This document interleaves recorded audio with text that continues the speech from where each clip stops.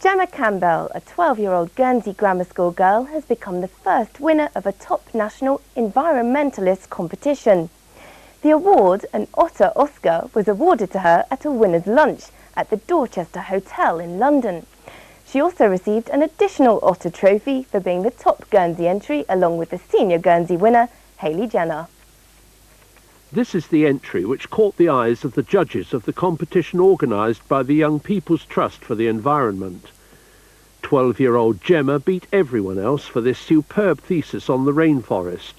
Illustrated throughout by Gemma, the entry was awarded the best in Britain. And for this she received the National Otter Oscar along with a second Otter trophy for the top junior Guernsey entry. But why did she choose the rainforest for her subject? I chose rainforest because there was a lot of things to do and I'd never get stuck for ideas. How long did it take? I started about 3 months before it was supposed to be handed in. And you were working evenings, weekends? Mostly weekends. Did you have to visit museums and places? No, I just got things from the library and places like that. When did you know you were the national winner?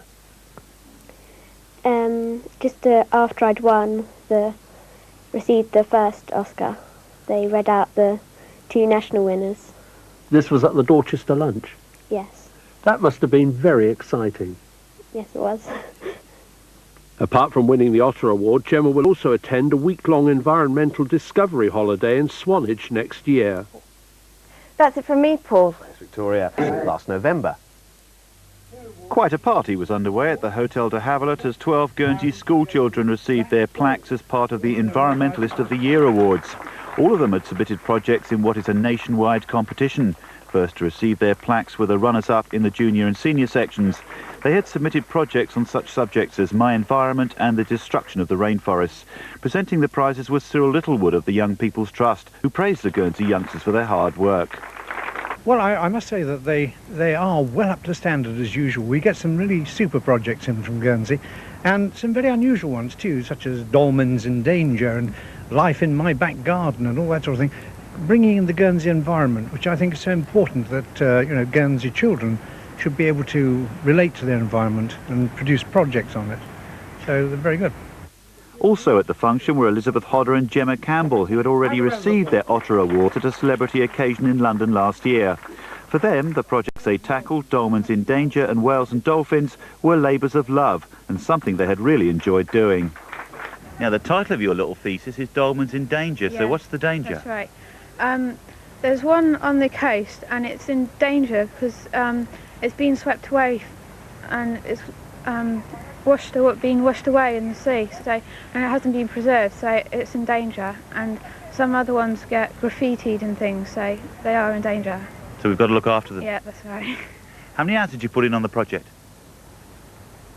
I can't remember exactly, but I did put a lot of work into it, and it took a lot of time and effort. Why did you pick whales and dolphins? Because my favourite animal is a killer whale. You're a killer whale? Yeah. Really? Yeah. Why a killer whale? I just really like them. They're really gentle, like when you see them at SeaWorld and things. Already the next set of projects are underway as more Guernsey schoolchildren tackle important environmental projects.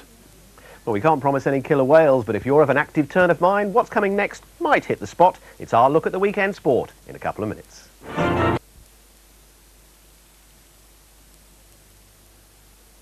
All been working on environment-based projects and won awards from the Young People's Trust for the Environment. Before the awards ceremony began, the director of the Young People's Trust for the Environment, Cyril Littlewood, pointed out that many take part in environment-based projects but don't win a prize, yet they are still benefiting by learning more about the world around them.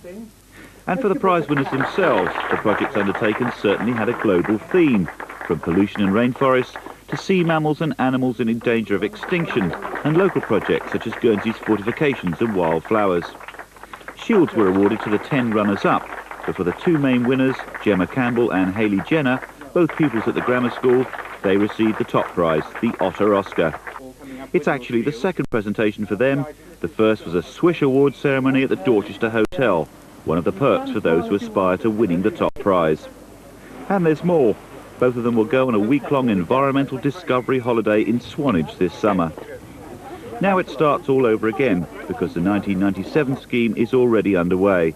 And that will mean hard work for many of Guernsey's youngsters in researching a wide range of environmental projects. Awards to be proud of. That's it from me. Thanks to their prize-winning projects on the Arctic and Guernsey wildflowers.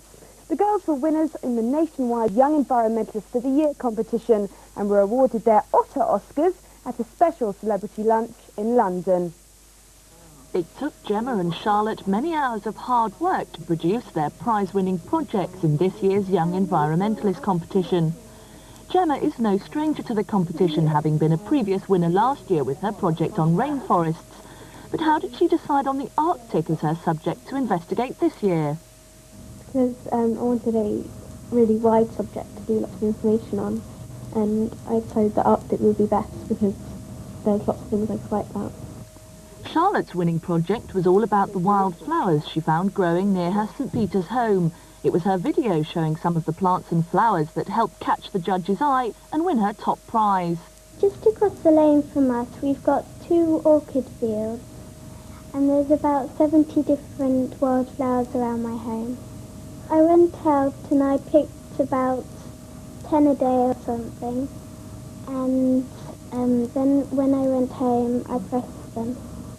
The girls have just come back from a VIP awards ceremony in London where they were presented with their Otter Oscars and had the chance to grab autographs from visiting celebrities.